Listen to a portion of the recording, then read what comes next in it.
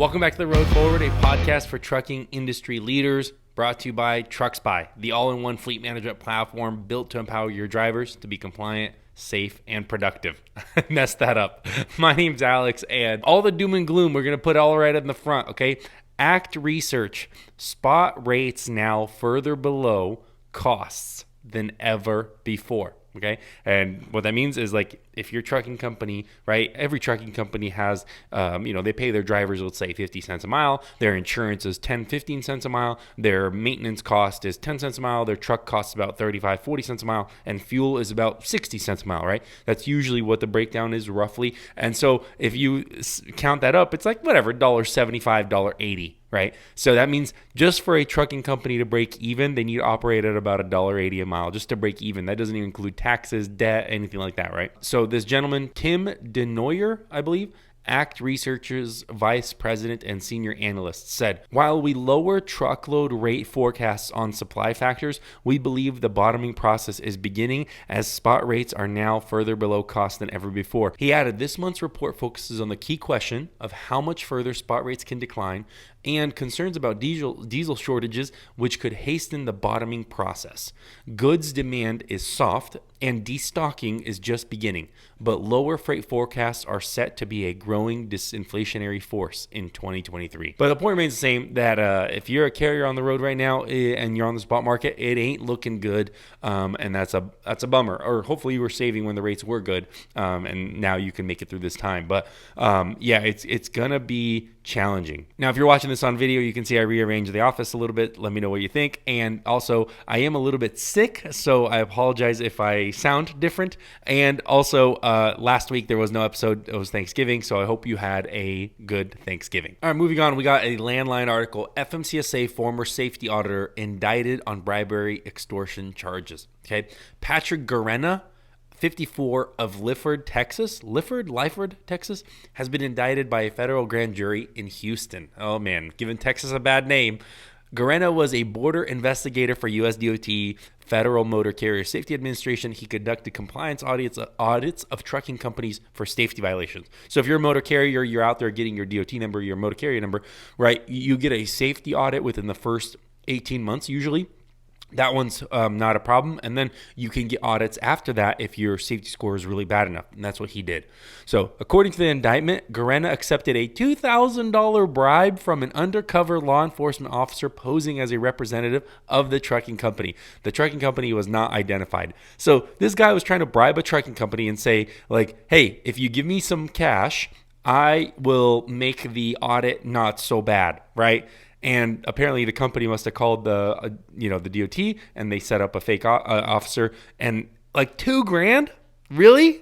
You're gonna go to jail for a long time for $2,000. There you go. Now you know that if a DOT officer asks you for cash, red flag immediately. So now as a motor carrier, you're worried about, the spot market rates, they're declining. You're worried about, maybe individual officers being shady or corrupt or something like that. And now you have to worry about the snow and the roads, right? Obviously it has started to snow in many parts of the country, but right here, CDL Life has an article, Washington snow plow operator shortage blamed on FMCSA, better pay elsewhere. Article from CDL Life. So typically Whatcom County Public School Works in Washington State would recruit 54 trained CDL holders for emergency work, which includes snowplow operations. This year, the county says they are limited to 40 employees with sufficient training and licenses to perform this work. Several factors have contributed to this shortage, including the booming construction economy placing a premium on equipment operator jobs,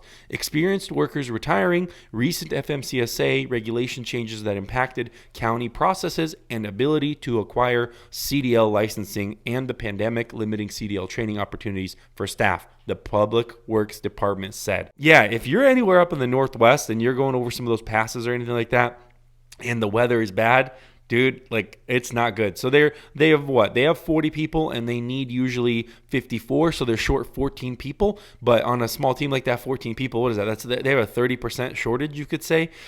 Maybe you're looking for a local job and you want to get off the road. Here you go. But otherwise, like, to my understanding, with when it comes to snow and plowing and equipment operators like this, like the challenge there is like sometimes you're doing longer shifts, as you know, the passes have to be cleaned or else there's accidents. So just drive safe, you guys. The weather is absolutely a problem, and now there's employee shortages on snowplow operators as well. So if you're in the Northwest, be super, super careful. And then a small team update. So Flint Holbrook, the founder and CEO of TruckSpy, he was on an entrepreneurial podcast, and the quote goes, "Take risks in a small way." Really good listen. He was invited. It's Miller IP Law. And it's just like, if you wanted to know how Flint started this company and how he's been able to grow and what the experience he has, like this would be the episode for you. Really, really encouraging words, honestly. You know, it's like, I know when I shut down my trucking business, I was like, down in the dumps a little bit, you know, so really, like, if you're feeling down in the dumps right now, just keep your head up, because like things can turn around. Just keep chugging along, keep putting in good work, and slowly things will turn around. But anyways, I just wanted to give that a shout out because Flint was on that episode. All right, let's get into this interview. And his YouTube channel is Sage Live Outcast. So I will link all of the video that we discuss, the article, and his channel down below. So check him out. But let's get started. All right, so we're sitting down with Sage, and it's the second time on the pod. So welcome back, Sage. But I want to go over with you this dynamic pricing that I keep hearing about, that everyone keeps talking about, it seems like. And I pulled up an article right here. It says, if you're wondering what is even dynamic pricing. So it goes like this. Dynamic pricing is not a new concept. If you use any ride-sharing service, such as Uber or Lyft, you have already experienced dynamic pricing, also called surge pricing, which is based on demand and supply of available drivers and taxis. Another classic example of dynamic pricing is in the airline industry, where seat prices fluctuate in proportion to available inventory, right? And I know, Sage, you're a little bit more informed as a freight broker. I'm not a carrier, I'm not a broker, so you're a little bit more informed about what exactly is going on and how that'll affect truckers and shippers. So explain to the viewers, like, just get us up to speed on what we should know about all of these changes that are going to be happening. Yeah, so I had another driver reach out to me and kind of have me look into this. So one of the things is he was seeing was that freight brokers were giving him all the consistent pricing over multiple freight brokers. And when he would call for pricing, he would say, "Look, this is the pricing. This is where we're at." And it was stuck. He couldn't even negotiate with the price. It was like, "Here's the price." So I started to dive into it and looked into the dynamic pricing system. Now, what it's based on is it's based on AI. So we had a huge fluctuation in pricing just recently when prices shot up. Well, what happened is it's CEOs and CFOs and C-level executives, their job is to make sure that budgets stay, at the right price. And when things kind of go awry in regards to the financial, it's their job to fix it. So one of the ways that they fixed that problem is they looked at this and they said, "Hey, we're paying this much money for freight. This is way over our budget. We're nowhere near where we need to be financially on this. What happened?" Well, after looking at what happened was they said, "Look, we can't have this happen again. We have to be more knowledgeable about how freight moves and things like that." Well, that's where AI came in and dynamic pricing came in. It's kind of based on the fact that AIs and computers can think way faster with the amount of information and the amount of data that we now have at our fingertips, that trucking will evolve into using that same dynamic pricing. Trucking has been a stagnant pricing for as long as I've been in the industry, 20 years, right?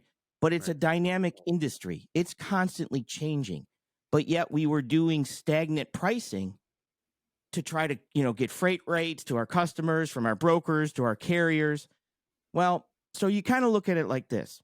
Rather, if there's a load going from Dallas to Savannah, Georgia, the AI system can now calculate everything from supply and demand for the amount of capacity in Dallas, the amount of capacity in Savannah, Georgia, the amount of loads in Georgia, the amount of loads in Dallas, the price of fuel, all the way down the specific route that it deemed would be the truck route.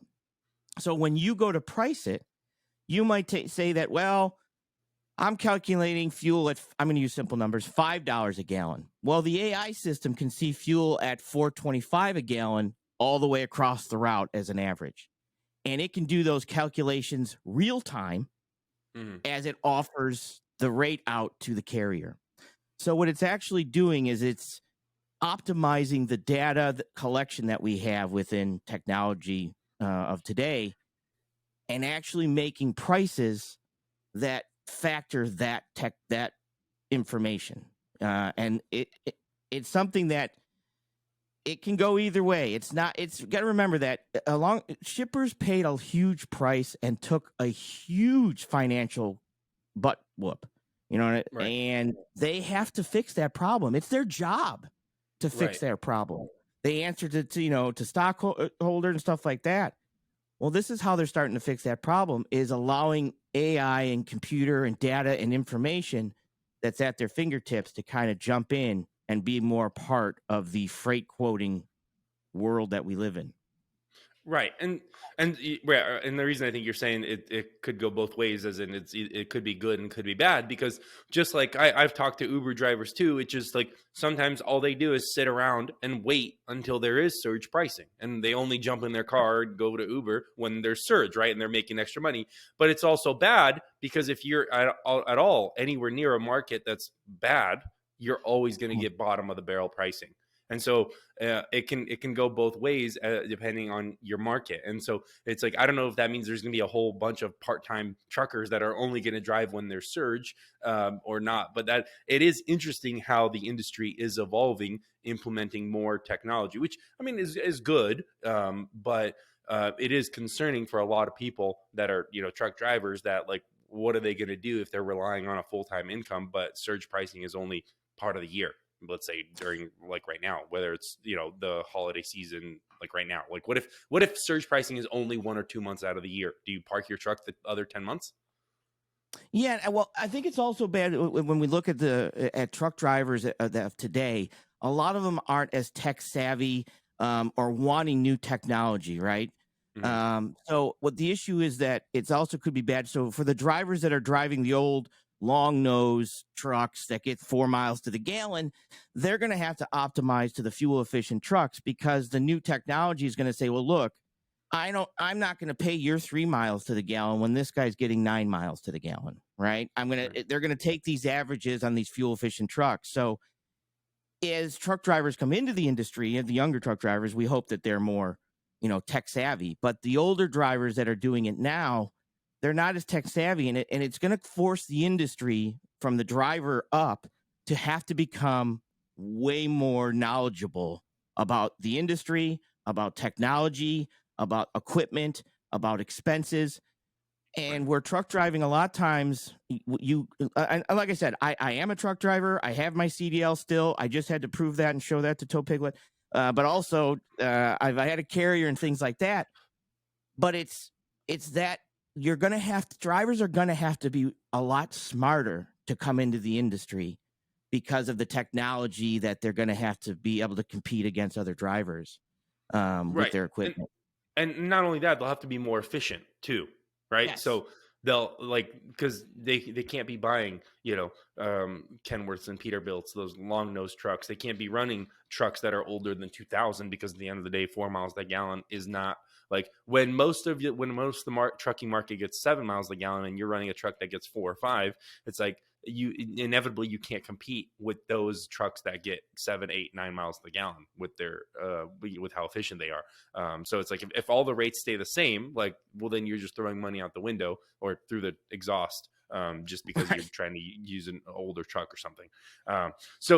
Yeah, and like ultimately it may be good, right? It may be good. It'll make carriers more efficient, use more efficient equipment, manage their drivers better, run tighter schedules or whatever the case may be. But it leaves essentially less room for flexibility, right? Less room for competition, because it forces everyone to operate the same, right? Is that the assumption, kind of?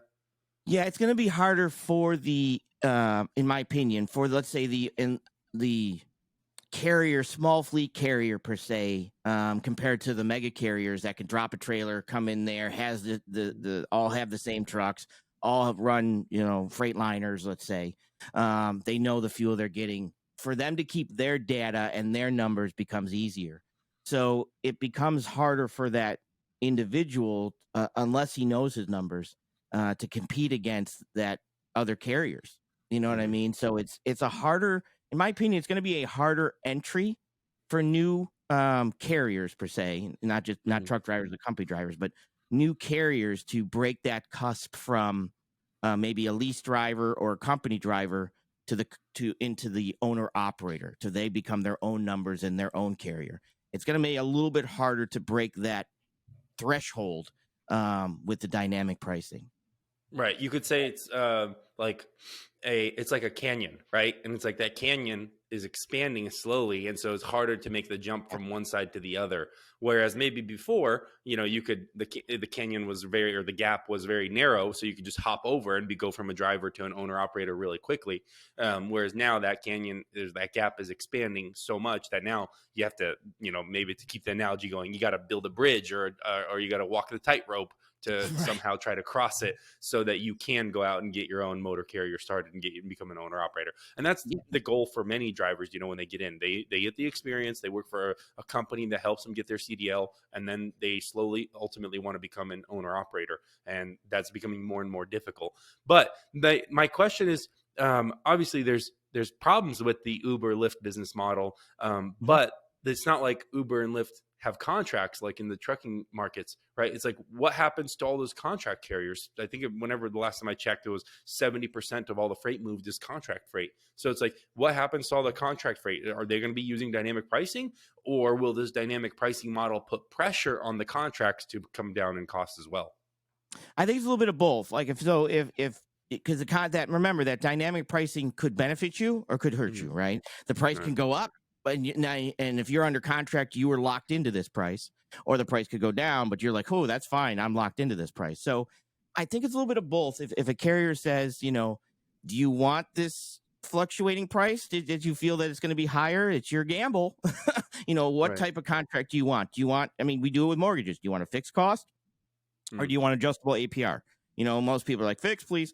But it's still their decision. So it's a decision that the carrier would probably base on, the lanes, their data, their information, how long they've been, doing this for them. And that's where they're going to have to keep their numbers and their data to know. Like I said, they're going to have to it's going to become a smarter industry to be a part of. Let's face it. Everybody's always like, well, the gap between, the rich and the poor is widening. Well, a lot of that is also due to the aspect that technology comes for the middle first, right? You're not really going after the low end, and you're definitely not going after the C corporation people. So that divide is technology is the thing that separates that, the automotive industry. The automotive industry came up with autonomous arms and things that start to build cars, right? Well, those were the middle class jobs that basically turned over to this. So it's now coming for basically the logistical aspect of trucking.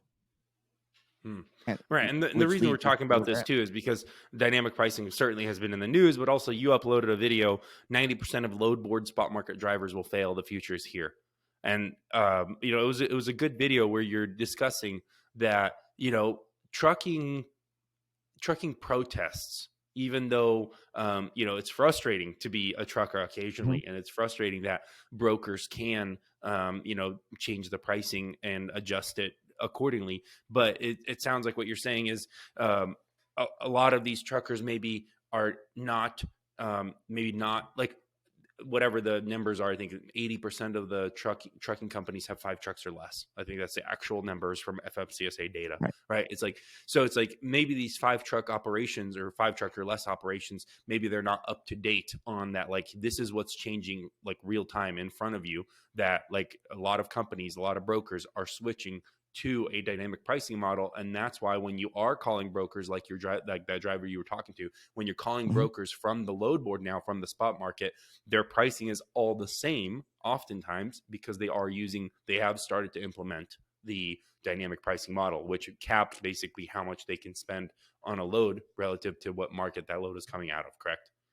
Right. And how it usually works in the brokerage aspect is, let's say the brokerage is the one that maintains the dynamic pricing model and the software and the AI, and they give that to the shipper.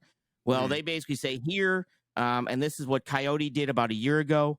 They say here, we're going to use our dynamic pricing. We're going to use our AI system, and whatever the load moves for with this AI system, we're just going to tack on our percentage of on top of that. So let's say it's based on volume, and it's 5% if you give us a lot of volume, or it's 15% if you don't give us that much volume. That gets tacked on to whatever the dynamic pricing moved on the truck, right? So the big goal of freight brokers is to no longer use the spot market load board as much as building a relationship with a carrier so that they can make the call to the carrier before they put it on the spot market, right? That load board is becoming the last resort for brokers because of this dynamic pricing system than just throwing something on the load board and waiting for a call. Like I rarely post my freight on the load board because I don't know what I'm going to get, and I'd rather call carriers that I've worked with before that are vetted through previous loads and things like that.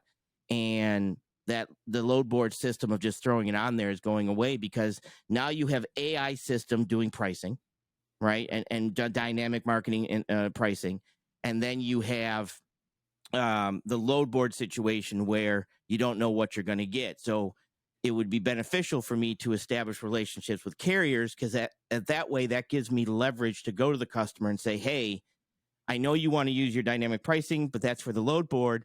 But I got my regular guys who know how to load, know where to back into, know how this works, but their price is this. Are you interested in using these guys? Because eventually that makes shipping go faster if the driver knows exactly where they have to check in, it's exactly how the routine works, and it's repetitive. That makes it more optimal for the shipper to get their product out compared to a new guy showing up every single time and not knowing where to go, not knowing where to back, not knowing how to, things like that. Right. And the pessimist in me kind of wants to say how is this any different than lane rate data? Like we've been using lane rate data, like that's not even a secret. Like everyone uses lane rate data. Here's your last 15-day average, and so it's like this is no different. This is just a marketing gimmick. Like the pessimist in me wants to say that. But what I think really is the good comparison in the article is like it is similar to Uber and Lyft, where like, hey, if there's no vehicles or no taxis, no drivers in your area, unfortunately, you will have to pay more, right? And that can be beneficial for a carrier, but it's like the concern is like, what happens if it's like slow all year round? What do all those truckers do? And so it does seem like it can simultaneously help some carriers because they know where their trucks have to be, right? Because of all that the dynamic pricing. But it also hurts them because then it's like, well, what do you do when it's slow? You can't just deadhead 1,000 miles to get to a dynamic pricing area unless they're paying that much. It's going to be an interesting, yeah. It seems like certainly the trucking industry is getting pulled, crying and screaming and like pouting, getting pulled into a newer or a more recent century versus the whatever century trucking is stuck in. It seems like they're forcibly being pulled into the newest century, right? That's what it seems like. Yeah, and this isn't anything new. Like, understand that AI is already out there. AI is there. We know what you're going to order before you know what you're going to order, right? You get ads on what you're looking at, popping up on your screen. Next thing you know, that stuff. So that's all AI, right? The fact that the computer can think faster than you can think, and process that. So it's nothing new. They're just saying, hey, we had a problem. We went way over budget. Freights went from, let's use simple numbers, $2 a mile to $6 a mile. Well, where did we get that money? Where did we get the money to cover those costs, right? That is a hole in the dam that needed to be fixed. And so if you don't think that they're looking at ways to fix this, you're crazy. It's the job of a CFO is to plug financial leaks. I mean, that's what you hire them for.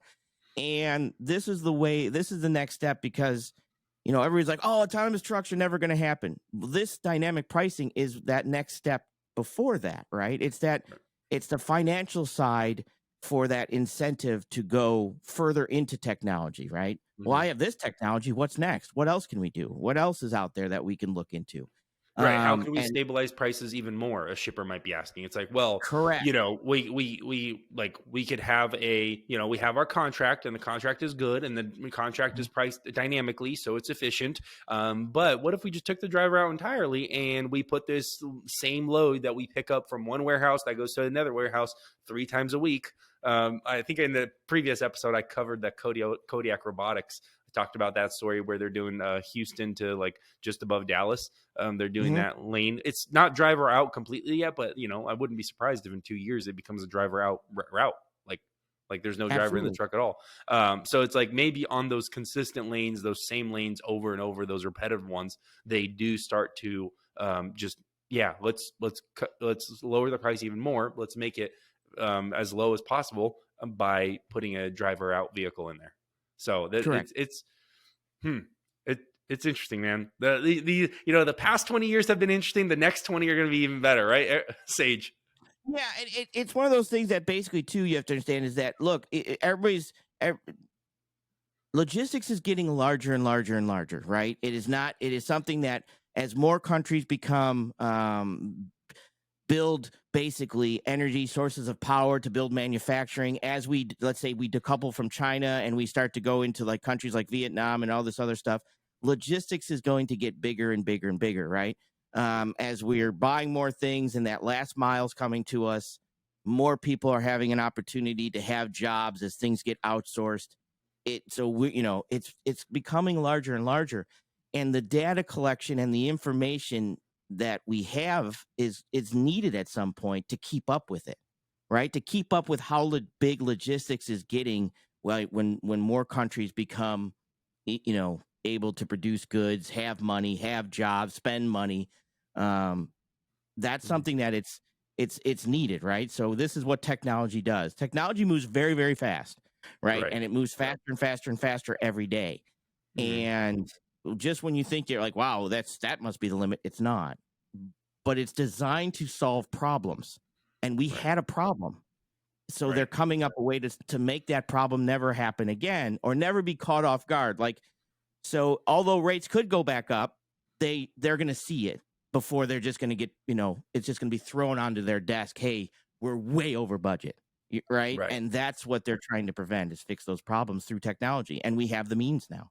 All right, that's going to do it for this episode of The Road Forward. Let me know in the comments down below what you think, any feedback you have for us. If you need any of the links, they're all going to be in the description. And I apologize for this episode. I'm still still battling with this little throat thing. So if it sounded bad, I apologize, and I will see you next week.